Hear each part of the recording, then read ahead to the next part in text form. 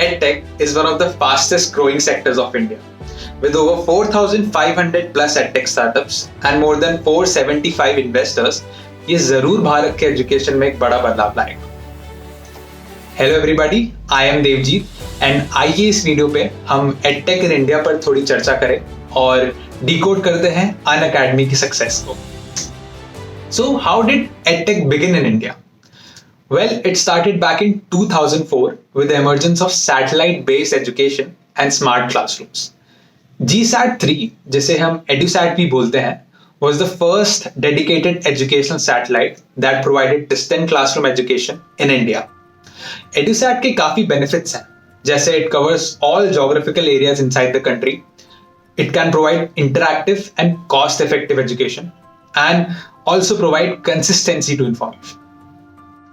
4 साल बाद, in 2008, we witnessed e-learning with players like Khan Academy.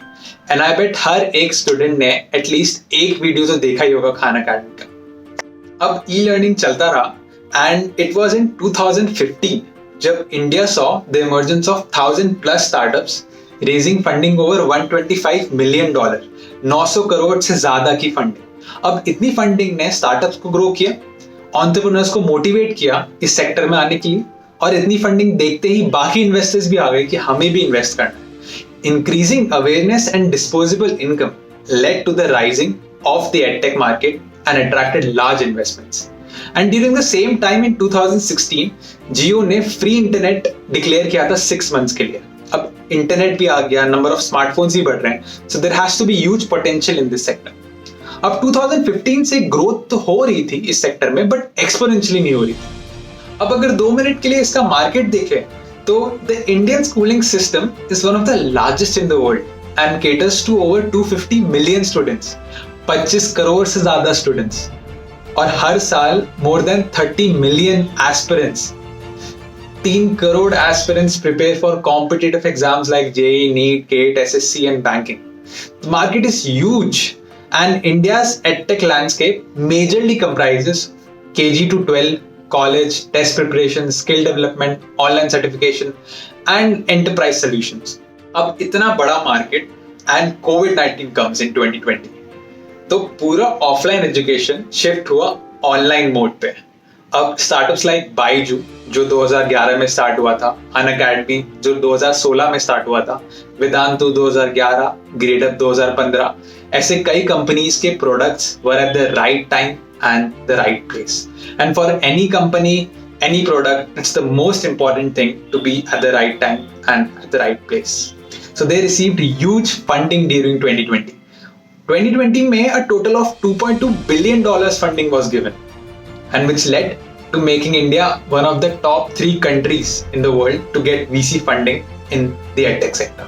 देखिए, एक बात तो माननी पड़ेगी कि to a larger extent, venture capitalists or VCs are playing an important role in helping the EdTech and overall पूरा startup ecosystem ही इंडिया का, because they are largely considered futuristic and the market size is predicted to grow to $10.4 billion by 2025.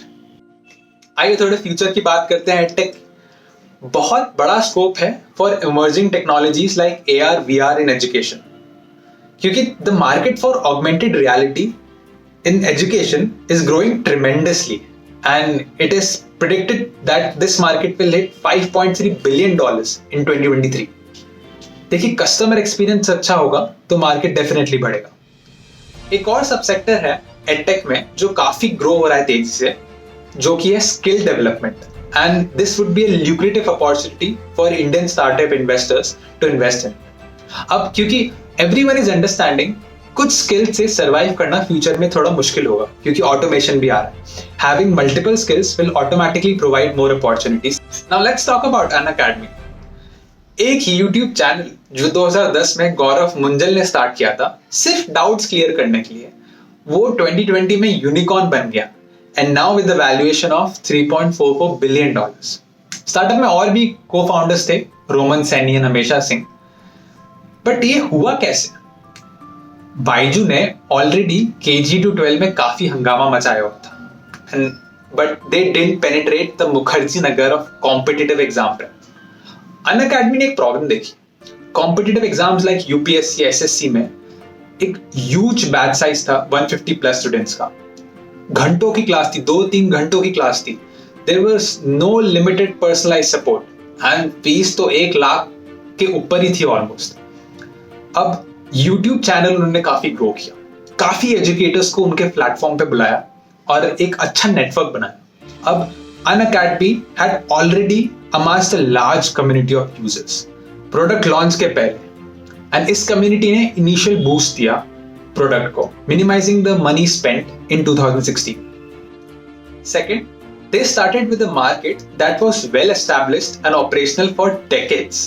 साथ ही साथ काफी अच्छे teachers को attract किया from all across India, with the majority coming from non-metro cities, just to earn a better salary. The value proposition for teachers was quite strong, and the onboarding process was also seamless. Next, its platform approach ensured that the consumption and the production of content were lightweighted, making it highly scalable.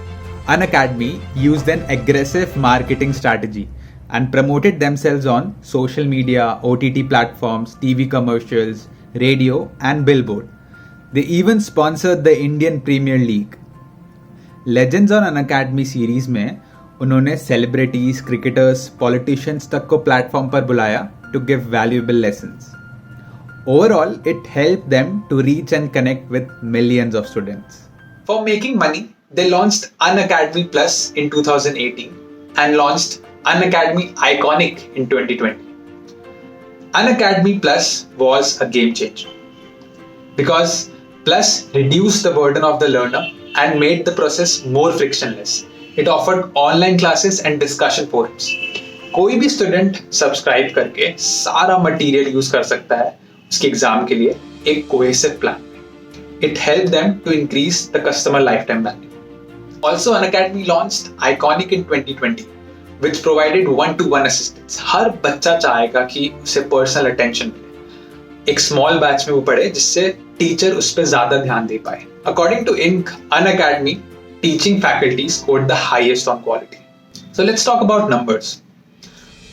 Unacademy has over 6 million monthly active users, जिसमें से 6 lakh students pay for the service.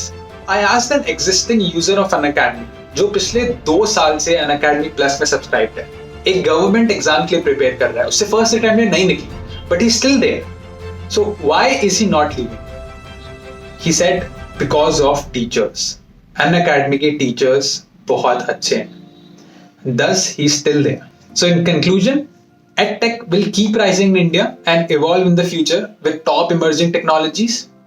And overall, Unacademy has a remarkable impact story. क्योंकि more than 70% of users are from Tier 2 and Tier 3 cities.